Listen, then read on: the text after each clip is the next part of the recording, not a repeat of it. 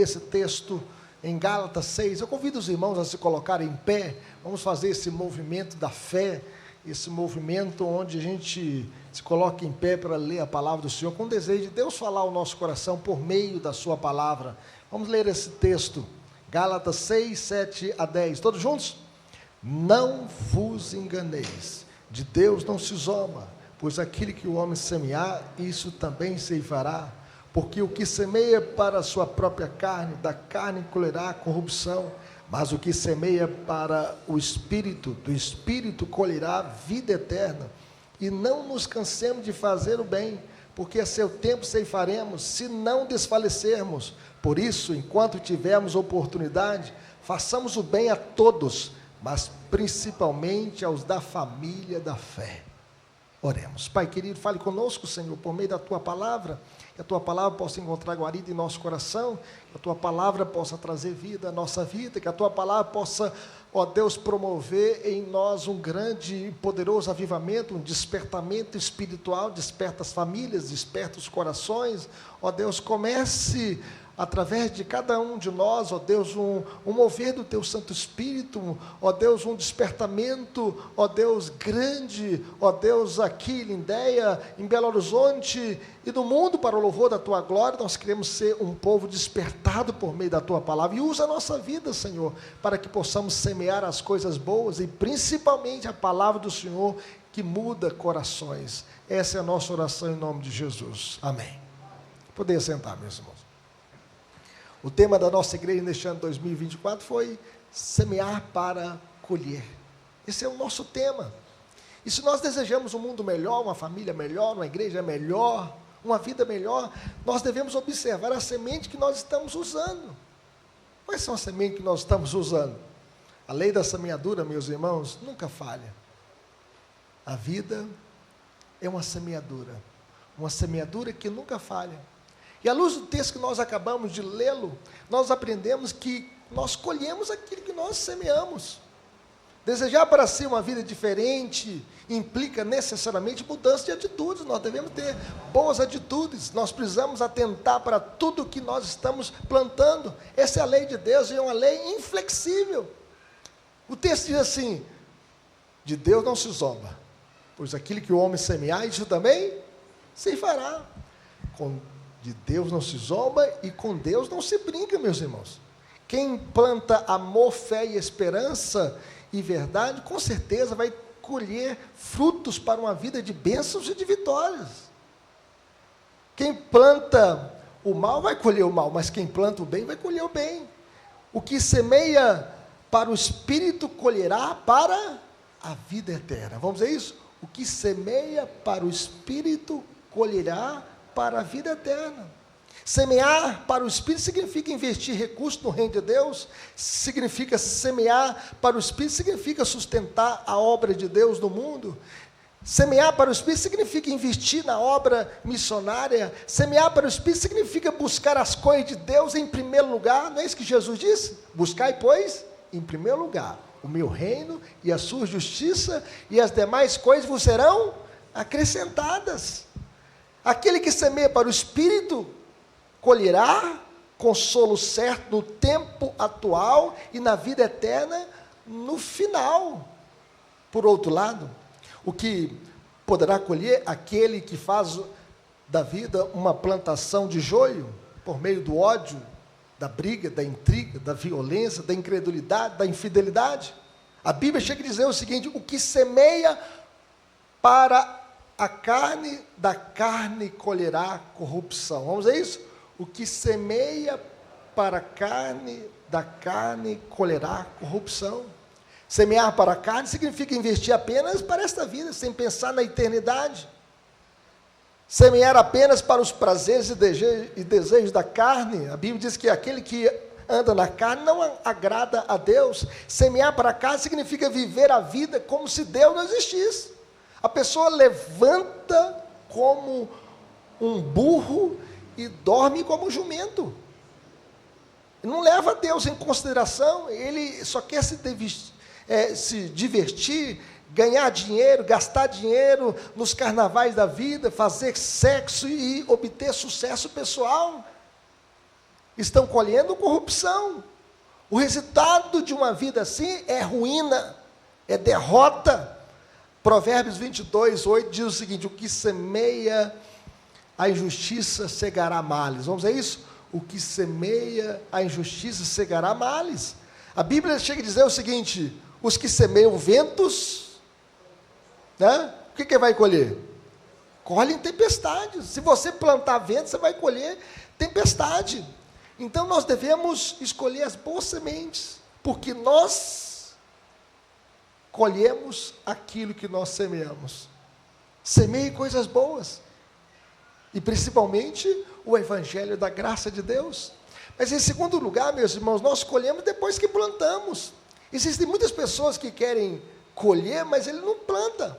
A Bíblia nos ensina que há tempo para tudo, tempo para semear e tempo para colher. Há pessoas que querem colher antes de semear, o que não semearam, isso é impossível. Se você não plantar, você não vai colher. O princípio é plantar para depois colher. E é por isso que a Bíblia diz que nós somos semeadores, os semeadores saíram a semear. Nós somos semeadores da semente de Deus, da palavra de Deus neste mundo. E a Bíblia chega a dizer o seguinte: quem sai andando e chorando enquanto semeia, voltará com júbilo, trazendo os seus feixes. E veja bem que nós saímos andando e chorando. Ou seja, a vida é uma luta. A vida não é fácil para ninguém. E é por isso que nós devemos andar, chorando, enquanto semeia, voltará com júbilo, trazendo os seus feixes.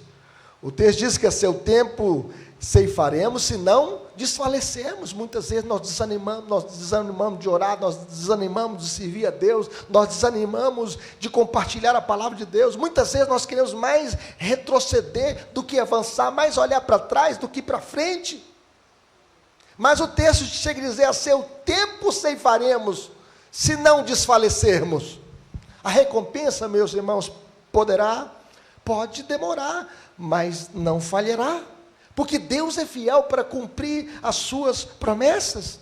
Continue semeando, e quem sabe até mesmo chorando, mas o texto diz que você vai voltar trazendo os seus feixes.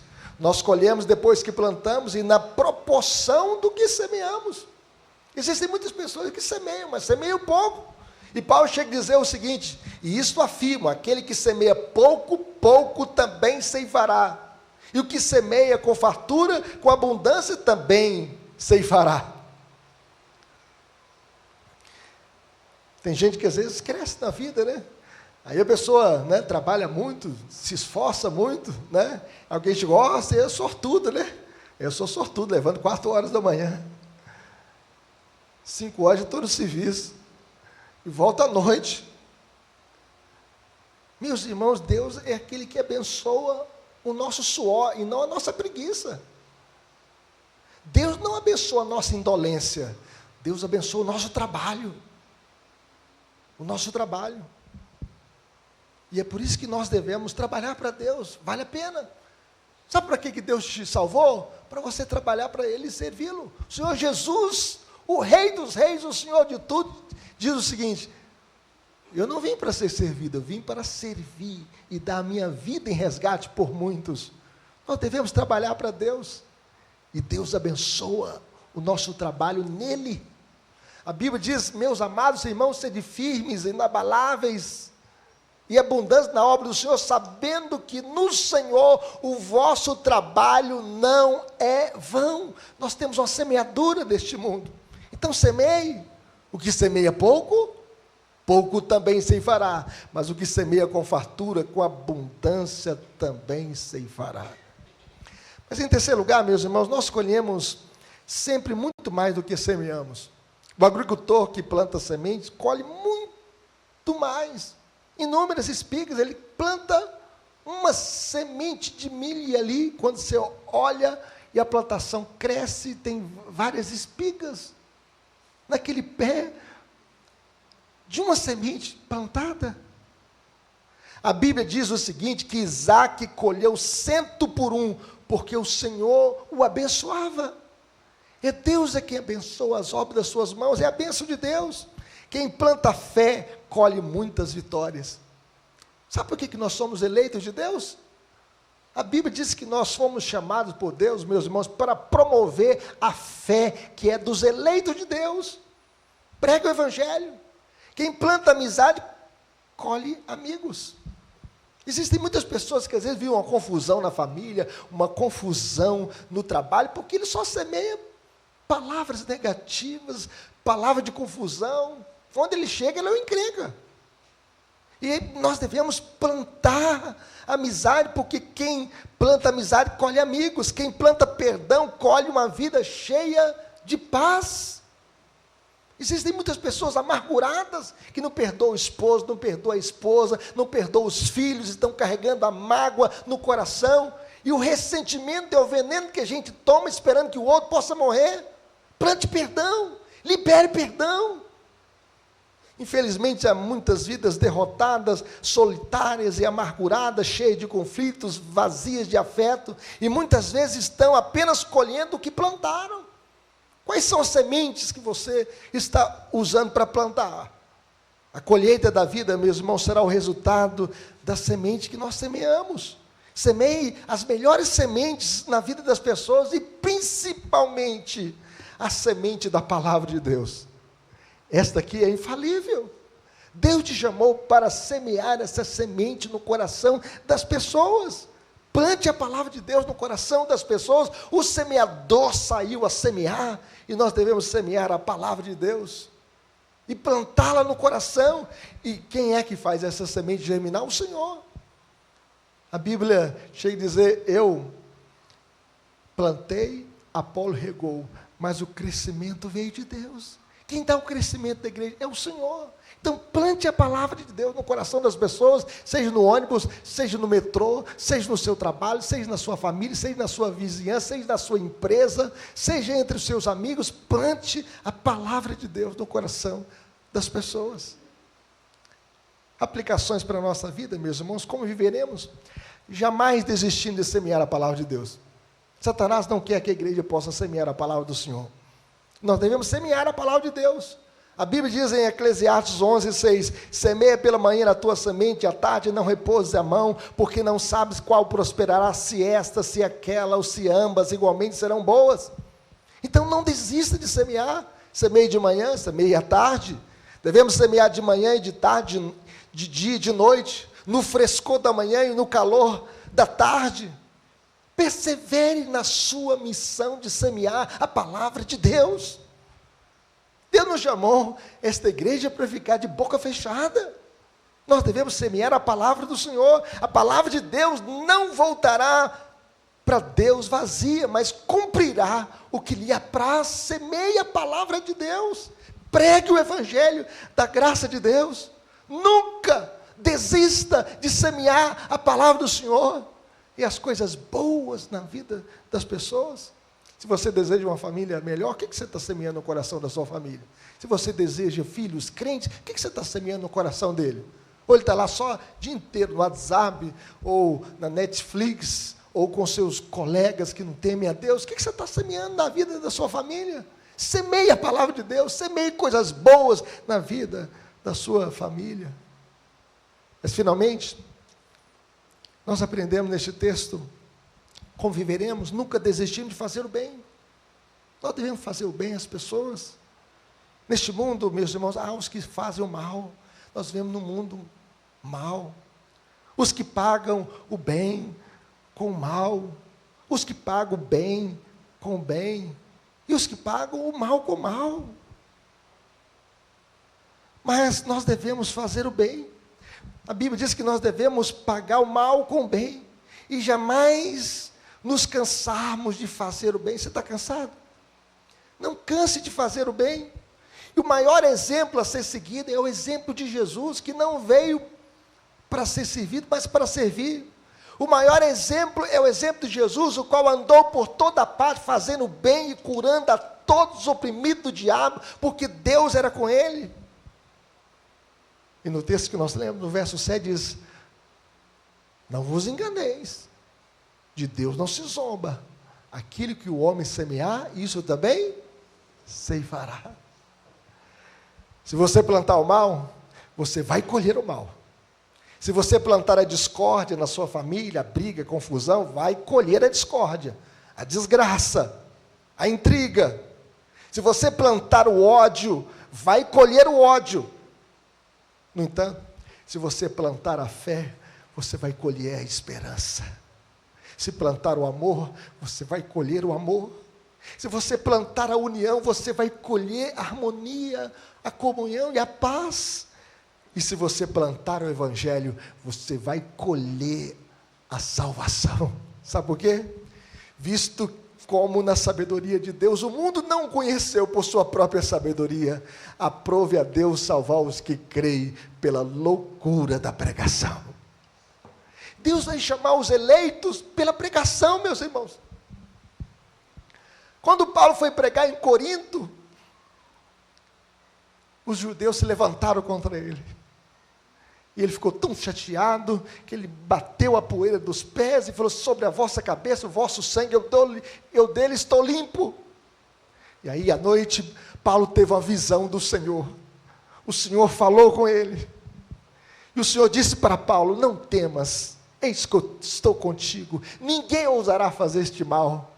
Fala e não te cales, porque eu tenho muito povo nesta cidade. E Paulo ficou ali 1 ano e 6 meses, 18 meses pregando a palavra de Deus, e plantou a igreja na cidade de Corinto. A cidade de Corinto é uma cidade que tinha ali o templo da deusa Afrodite, a deusa do amor. E ali Paulo pregou o evangelho, e Deus salvou muitas mulheres, tirando-as da prostituição, tirando-as das orgias, tirando homens também do adultério, da pornografia, da prostituição. Ali também tinha o templo do deus Apolo, que era o símbolo do homossexualismo. E Paulo pregou a palavra de Deus. E muitos que eram efeminados, que eram beberrões, que eram profanos, impuros, o evangelho os transformou. Plante o evangelho, e você vai colher vidas redimidas pela graça de Deus, porque só o evangelho pode salvar o mais vil pecador. Meus irmãos, se hoje eu sou crente, é porque alguém pregou para mim, e Deus, na sua misericórdia, fez que essa semente brotasse no meu coração e mudasse a minha história. Só Jesus pode mudar a história das pessoas, só Jesus pode mudar os filhos, só Jesus pode mudar as famílias, só Jesus pode mudar as nações, só Cristo. E isso é tão importante que quando a gente olha para a história, a gente estuda a história assim, antes de Cristo e depois de Cristo. E a história de cada um de nós também é dividida em antes de Cristo e depois de Cristo. Antes de Cristo, escuridão. Depois de Cristo, agora, luz. Antes de Cristo, perdição, agora salvação. Antes de Cristo, nós éramos escravos de Satanás. Agora nós somos servos de Deus, porque o evangelho entrou na nossa vida. Semeie a palavra de Deus. Esse é o maior bem que você possa fazer para alguém. Esse é o maior bem. A igreja, ela faz ação social, ela entrega a cesta básica, às vezes paga uma consulta para alguém, um remédio, mas o maior bem é semear o evangelho da graça de Deus. Vamos orar? Vamos falar com Deus. Eu convido os irmãos a se colocarem em pé. Vamos colocar a nossa vida, a nossa família, coloque tudo nas mãos do Senhor.